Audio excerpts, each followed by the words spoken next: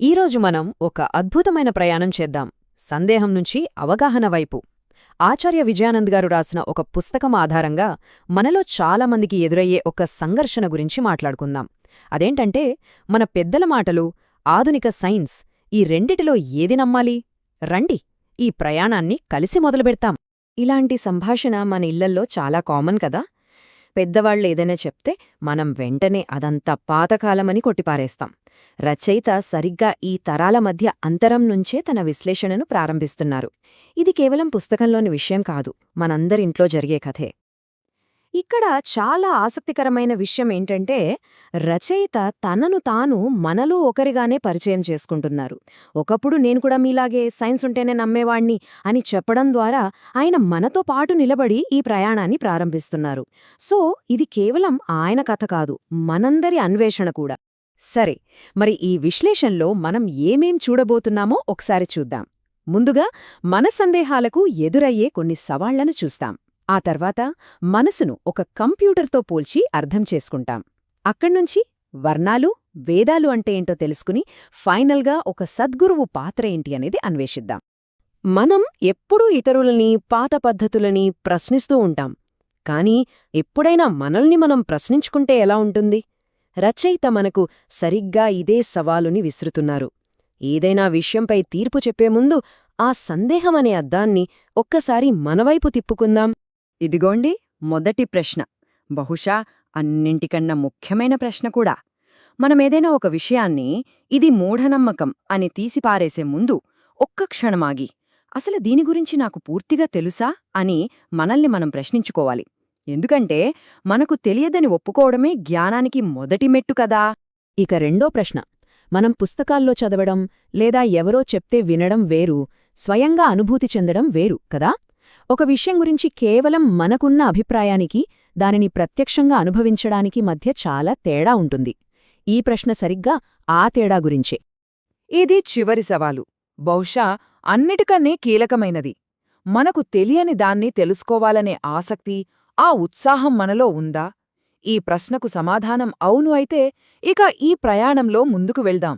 ఎందుకంటే అసలైన అన్వేషణ ఇక్కడే మొదలవుతుంది. ఇప్పుడు రచయిత మన ముందు ఒక అద్భుతమైన పోలికను పెడుతున్నారు. మనసు అంటే ఏదో గందరగోళంగా ఉండే ప్రదేశం కాదట, అది ఒక పవర్ఫుల్ కంప్యూటర్ లాంటిదట. మరి దాని ఫంక్షన్స్ ఏంటో చూద్దామా?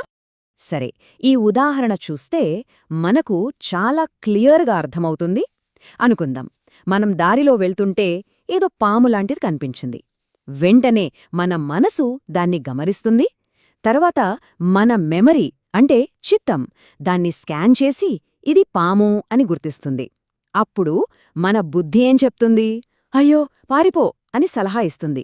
కాని మన అహంకారం అడ్డుపడి, నువ్వేంటి పారిపోయేది, నువ్వు ధైర్యవంతుడివి, పోరాడు అని చెప్పొచ్చు. చూసారా, మనసులో ఎంత త్వరగా ఈ ప్రాసెస్ జరిగిపోతుందో. మన కంప్యూటర్లో హార్డ్ డిస్క్ ఎంత ముఖ్యమో, మనసులో ఈ చిత్తం అనేది కూడా అంతే ముఖ్యం. మన జ్ఞాపకాలు, అనుభవాలు, నమ్మకాలు అన్నీ ఇక్కడే స్టోర్ అయిపోయుంటాయి.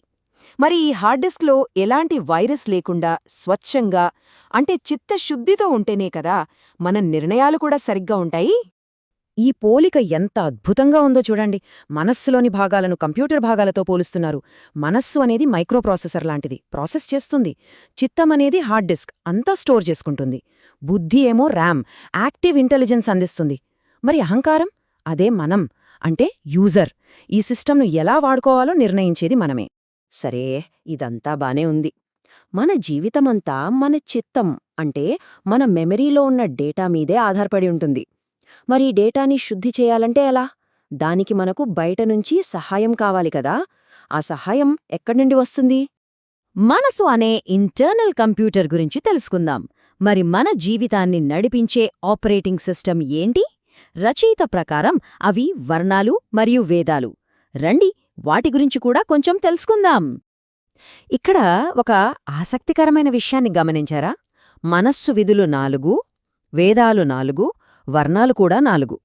ఈ 4 అనే సంఖ్య పదే పదే వస్తోంది. అంటే ఇది యాదృచ్ఛికం కాదన్నమాట. ఈ జ్ఞాన వ్యవస్థలో ఒక లోతైన నిర్మాణం ఉందని మనకర్థమవుతోంది. వేదాలంటే ఏంటో రచయిత చాలా సింపుల్గా చెప్తున్నారు చూడండి. మనం షాప్కి వెళ్ళి 1 కిలో పంచదార కావాలంటే వాళ్ళు 1 కిలో రాయిని ప్రమాణంగా వాడతారు కదా. అలాగే మన జీవితంలో ఏది మంచి, ఏది చెడు, ఏది ధర్మం అని తెలుసుకోవడానికి వేదాలు ఒక ప్రమాణం లాంటివన్నమాట. ఇప్పుడు వర్ణాల విషయానికొద్దాం. ఇక్కడొక చాలా ముఖ్యమైన విషయం చెప్తున్నారు రచయిత. ఈ వర్ణాలనేవి పుట్టుకతో వచ్చేవి కావు. మన సహజ గుణాలను బట్టి, మన ప్రవర్తనను బట్టి ఏర్పడేవి. అంటే శూద్రుడు అంటే సోమరితనం వైపు మొగ్గు, వైశ్యుడు అంటే సంపద సృష్టించడం, క్షత్రియుడు అంటే రక్షించడం, ఇక బ్రాహ్మణుడు అంటే సత్యంలో జీవించడం. ఇవన్నీ కేవలం గుణాలను సూచిస్తాయి. చూసారా, ఇది చాలా కీలకమైన విషయం. వర్ణమనేది మన అంతర్గత స్థితి, మన గుణం, అంతేకాని పుట్టుకతో వచ్చే కుల వ్యవస్థ కాదని రచయిత ఎంత స్పష్టంగా చెప్తున్నారో చూడండి. అంటే ఏ కుటుంబంలో పుట్టినా ఒక వ్యక్తి తన గుణాలను బట్టి ఈ వర్ణాలలో దేనిలోనైనా జీవించగలడు. సరే, మనసు ఎంత క్లిష్టంగా ఉంటుందో చూశాం. వేదాలు ఒక మహాసముద్రం లాంటివి అని తెలిసింది. మరి ఈ రెండింటినీ బ్యాలెన్స్ చేసుకుంటూ ముందుకు వెళ్లడమెలా? ఇక్కడే అసలైన పరిష్కారం వైపు మన ప్రయాణం వెళ్తోంది. ఇప్పటిదాకా మనం చూసిన సవాళ్లన్నిటినీ ఒకసారి గుర్తు చేసుకుంటే, మనసు చాలా సంక్లిష్టమైనది, వేదాల జ్ఞానం అపారమైనది, మన గుణాలను మార్చుకోవడానికి ఎంతో క్రమశిక్షణ కావాలి.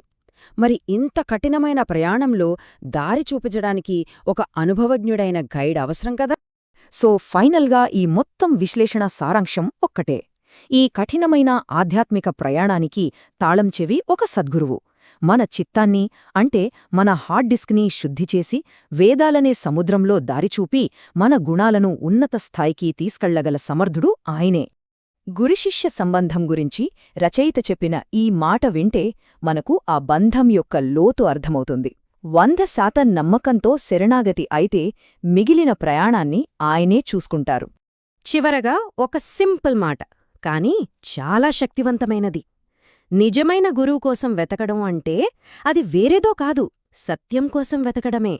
రచయిత మనందరినీ ఒక ఆలోచింపజేసే ప్రశ్నతో వదిలేస్తున్నారు. సైన్స్ ఎక్కడ ఆగిపోతుందో అక్కడ ఆధ్యాత్మికత మొదలవుతుంది అంటారు. మరి అలాంటప్పుడు మన ప్రయాణం ఎక్కడ మొదలవ్వాలి? ఈ ప్రశ్నకు సమాధానం మనలోనే, మన అన్వేషణలోనే ఉంది.